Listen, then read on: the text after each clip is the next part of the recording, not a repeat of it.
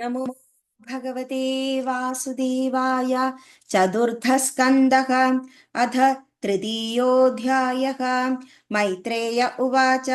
सदा विद्विषतोरेवं कालो वैद्रियमाणयोः जामादुश्वसुरस्यापि सुमहानतिचक्रमे यथाभिषिक्तो दक्षक्तो ब्रह्मणा परमेष्टिनां प्रजापतीनां सर्वेषाम् अधिपत्ये स्म यो अभवत्। इष्ट्वा सव्वाजपेयेन ब्रह्मिष्ठानभिभूय च बृहस्पतिः सवं नाम समारेभे क्रतूतमम्। तस्मिन् ब्रह्मर्षयः सर्वे देवर्षि पितृदेवताः आसन् कृतस्वस्त्ययना तल्पन्यश्च सभर्तृकाः। तदुपश्रुत्य नभसि केचराणां प्रजल्पदां सदी दाक्षायणी देवी पितुर्यज्ञमहोत्सवं व्रजन्ति सर्वदो दिग्भ्य उपदेववरस्त्रियः। विमानयाना सप्रेष्टो निष्कखण्डी सुवाससः दृष्ट्वा स्वनिलयाभ्यासे लोलाक्षीर्मृष्टकुण्डलाः पदिं भूतपदिं देवं मौत्सुक्यादभ्यभाषद। सत्युवाच प्रजापतेस्ते श्वशुरस्य साम्प्रतं निर्यापितो यज्ञमहोत्सवः किल वयं च तत्राभिर्सरामवामते यद्यर्थितामि विबुधा व्रजन्तिः। तस्मिन् भगिन्यो मम भर्तृभिस्वकैर्ध्रुवं गमिष्यन्ति सुहृदि दृक्षवः।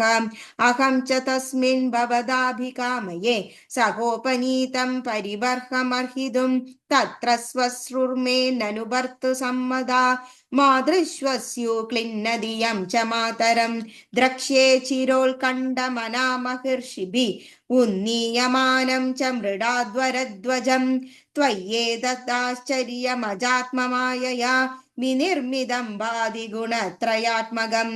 तदाप्यहं योषित तत्त्वविच्यते दीनादधिक्षे भवक्षितिम्।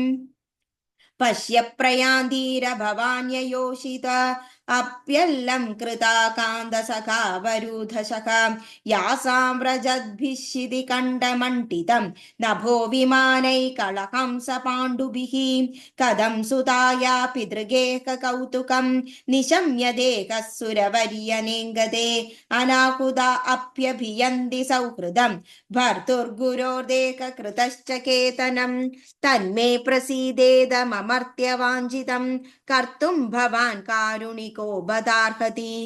त्वय्या आत्मनो अर्धे अहमदभ्रचक्षुषा निरूपितामानुगृहाण याचितः।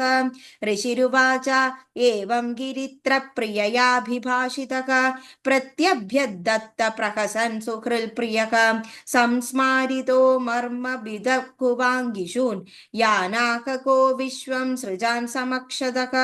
श्रीभगवानुवाच त्वयोदितं शोभनमेव शोभने अनाहुदा अप्यभियन्ति बन्धुषु ते यद्यनुल्पादितदोषदृष्टयो बलीयसानात्म्यमदेन मन्युना विद्यादपो वित्तव पूर्वयः कुलैः सदां गुणैः षड्भिरसत्तमेतरैः स्मृतौ कथायां हृदमानदुर्दृशः स्तब्धा न पश्यन्ति हिदाम भूयसां नैतादृशानां स्वजनव्यपेक्षया गृहान् प्रदीयादनवस्थितात्मनां ये य अभ्यागतान् वक्रधियाभिचक्षते आरोपितभ्रूभिरमर्षणाक्षिभिः तथारिभिर्न व्यदते शिलीमुखैः श्वेत अर्धिताङ्गो हृदयेन दूयतां स्वानां यथा वक्रधियां दुरुक्तिभिर्दिवानिशं तप्यति मर्मदाण्डितः व्यक्तं त्वत्मुक्तिकृष्टगदे प्रजापतेः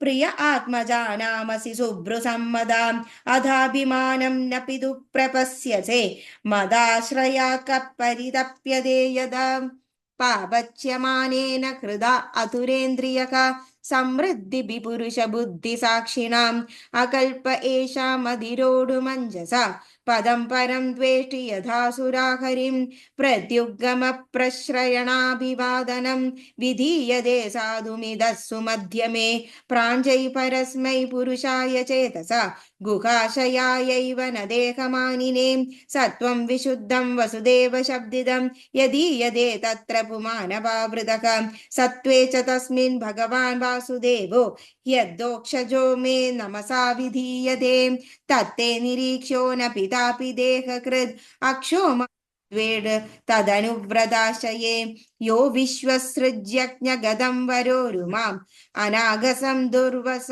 സാകരോത്തിരകം യദി വ്രജിഷ്യസ്യതിഹായ മദ്വചോ ഭദ്രം ഭവത്യാന തദോ ഭവിഷ്യതി സംഭാവിതസ്യ സ്വജനാത് പരാഭവോ യഥാ സ സദ്യോ മരണായ കൽപ്പതേ.